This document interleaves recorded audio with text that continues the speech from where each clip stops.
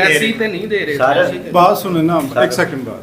उन्होंने कहा है कि मैं इन 30 जो कनाल के पैसे रहते हैं वो देता हूँ, जो इन्होंने आपको 5 एकड़ दी है उसका इंतकाल वापस करेंगे। हाँ जी, तो आप करेंगे जी वो जमानत है इसकी। तो ये 95 ये 95 लाख में कोई ना, फिर तो इशू ही कोई नहीं है। तो फिर दें पैसे और ये आप इसको ये सब ये लिखे। एक सेकंड, हाँ बताएं सर इशू सुन लें।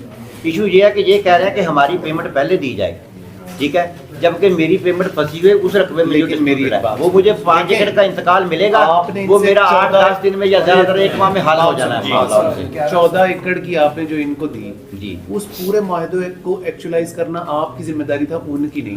जी ठीक है, उन्होंने बिल्कुल ठीक किया। 5 मैंने एकड़ तस्लीम सुन किया, तो ले मैंने बात, वापस लिया। आपसे नहीं मैं बात कर रहा, सुन लें। 5 एकड़ उन्होंने छोड़े, बिल्कुल ठीक छोड़े। वो आपकी जगह लड़ाइयाँ नहीं लड़ सकते। जी ठीक है, आप उनके पैसे दें और साथ ही उनसे लिखवा लें कि जिस दिन आपके नाम ये वापस होगी आप मुझे वापस करेंगे। पैसे आप इमीडिएटली दें।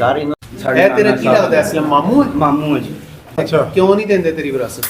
ਸਰ ਜੀ ਇਹ ਟਾਵਾ ਟੋਲ ਕਰੀ ਜਾ ਰਹੇ, ਅੱਜ ਦਿਨੇ ਕੱਲ ਦਿਨੇ क्यों असलम साहब क्यों नहीं देंदे ਇਹਦਾ ਹਿੱਸਾ? ਅਸੀਂ ਇਹ ਸਬਜ਼ੀ ਦਿੰਦੇ ਆ, ਸਾਡਾ ਕੇਸ ਚੱਲਦਾ। ਨਹੀਂ ਮੈਂ ਤੁਹਾਨੂੰ ਇਹ ਨਹੀਂ ਪੁੱਛਿਆ। ਇੱਕ ਮਿੰਟ ਤੁਹਾਡੇ ਨਾਂ ਕਿੰਨੀ ਜ਼ਮੀਨ ਹੈ? ਸਾਡੇ ਨਾਲ ਦਾ ਹੁਣ ਇਹਨੇ ਏਦਾਂ ਸਰ ਜੀ 100 ਕਨਾਲ ਮੁਹੰਮਦ ਸ਼ਫੀ ਦੇ ਨਾਮ ਹੈ ਜੀ। ਮੁਹੰਮਦ ਸ਼ਫੀ ਕੌਣ ਹੈ? ਨਾਨਾ ਜੀ ਹੈ ਸਾਡੇ। ਨਹੀਂ ਵਿਰਾਸਤ ਨਹੀਂ ਹੋਈ। ਵਿਰਾਸਤ ਹੋਈ ਹੈ ਸਰ, ਵਿਰਾਸਤ।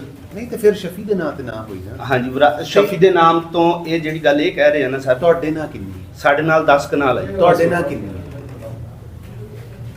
ਸਾਡੇ ਨਾਲ ਇਹਨਾਂ ਦੇ ਨਾਮ 20 ਕਨਾਲ ਹੈ ਜੀ। ਇਹਨਾਂ ਦੇ ਕਬਜ਼ੇ 'ਚ ਕਿੰਨੀ? ਇਹਨਾਂ ਦੇ ਕਬਜ਼ੇ 'ਚ ਹੈ ਜੀ 100 ਕਨਾਲ। ਕਿਉਂ ਭਾਈਆਂ ਦੇ? ਕਿਉਂ ਭਾਈਆਂ? 4 ਭਾਈ। ਨਹੀਂ ਇਹਨਾਂ ਕੋ ਹੋਣੀ 80 ਚਾਹੀਦੀ ਹੈ। ਕਿੰਨੇ ਭੈਣ ਭਾਈ ਸਨ ਤੁਹਾਡੀ ਵਾਲਦਾ? ਇਹ ਸਾਡੀ ਵਾਲਦਾ ਹੋਣੀ ਜੀ 4 ਭਾਈ 2 ਭੈਣਾਂ। 5 ਹਿੱਸੇ? ਹਾਂਜੀ, 20 ਪੰਜ ਹੋਣੇ ਹਿੱਸੇ, ਸਨ। 20 ਹੋਣੇ ਤੇ ਸੀ। 10 ਤੁਹਾਨੂੰ ਮਿਲੇ ਨੇ। 10 ਕਿਉਂ ਨਹੀਂ ਦਿੰਦਾ ਬਾਬਾ?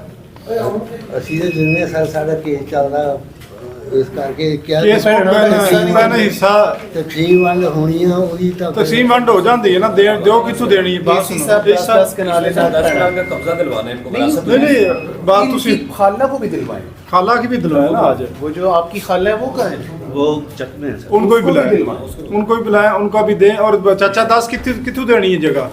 जाके चाचे ने लैके ले जाके ते फैसला करो भी। जी सर। फैसला लैके दो जमीन सारी मुतलका एसएचओ ਨੂੰ डायरेक्शन ਦਿਓ। केड़ा एसएचओ है भाई? ये आज जाए, आज इनकी जगह साहब बस ठीक है, ठीक है, आप बैठ जाओ। जाओ। ਅਕਮਲ ਸਾਹਿਬ ਸਰ, ਇਹ ਇਹਨਾਂ ਦੀਆਂ ਭੈਣਾਂ ਦੀ 10-10 ਕਨਾਲ ਇਹਨਾਂ ਦੀ ਬਾਬਾ ਜੀ ਨੂੰ ਪੁੱਛ ਕੇ ਹਾਂ। ਤੇ ਸਭ ਤੋਂ ਮਾੜੀ ਨਹੀਂ ਜਿਹੜੀ ਇਨਸਾਫ ਦੇ ਤਕਾਜ਼ੇ ਦੇ ਨਾਲ 10 ਇਹਨੂੰ ਤੇ 10 ਦੀ ਖਾਲਾ ਨੂੰ ਅੱਜ ਹੀ ਦਿਲਵਾਓ। ਠੀਕ ਹੈ ਇਹ ਨਾ ਠੀਕ ਹੈ, ਜਾ ਕੇ ਜ਼ਮੀਨ ਦੇ ਦੇਣਾ, ਵਰਨਾ ਇਸ ਕੇਸ ਦੀ ਸਜ਼ਾ 10 ਸਾਲ 10 ਸਾਲ ਹੈ ਜੇ ਤੁਸੀਂ ਇਹਦੇ ਖਿਲਾਫ ਗਏ। ਇਸ ਦੇ ਖਿਲਾਫ ਹੋਈ ਤੇ ਮੈਂ ਤੇ ਇਹਦੇ ਚੱਕਰਾਂ ਵਿੱਚ ਰਵੋ। ये कितने बहन भाई हैं? आपके हम बहन हस्बैंड भाई थे कितने? जी 5। अच्छा। आप उनकी लेकिन 2 भाइयों के नाम उन 3 बहनों ने लगवाए थे। अच्छा, और वो जो भाई एक फोटो गया वो इनके औलाद के नाम मुंतकिल होगी। आपके दूसरे 5 के बहन नाम- भाई एग्जैक्ट से जी। आपके 5 बहन भाई थे। जी सर। भाई कितने थे? 2 भाई। 2 भाई और 3 बहनें थी। 3 बहनें। जमीन कितनी थी? जमीन थी जी 39 कनाल और 8 मरले। अच्छा, तो वो फिर तकसीम हुई है 2 भाई और 1 बहन में। हमारे वाले साहब 2 भाई थे, 1 बहन थी।